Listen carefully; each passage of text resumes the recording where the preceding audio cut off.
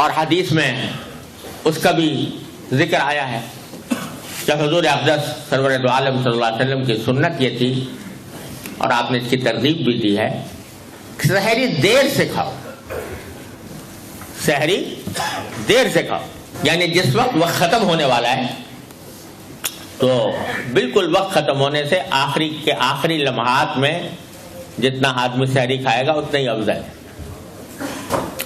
تاخیر السحور افضل ہے، سحری کو تاخیر میں سے کھانا۔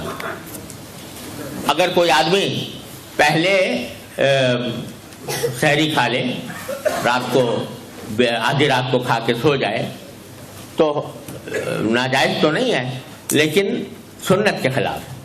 سنت یہ ہے، مستحب یہ ہے، سحری کا جو وقت ہے اس سے بہت پہلے کھا کے اگر کوئی سو جائے تو روزہ تو ہو جائے گا، لیکن سنت کے خلاف ہوگا، مستحب کے خلاف ہوگا۔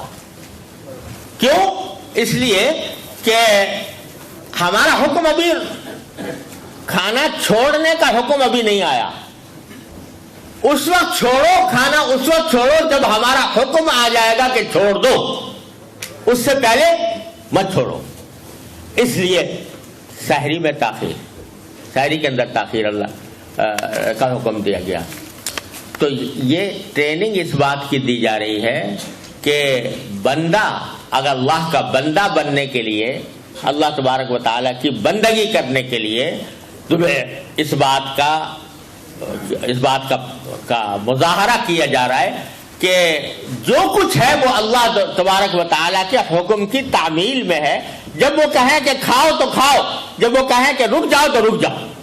اپنی طرف سے، اپنی عقل سے کوئی کام نہیں کرنا، اللہ تبارک و تعالیٰ کے حکم کی تعمیل میں کرنا ہے۔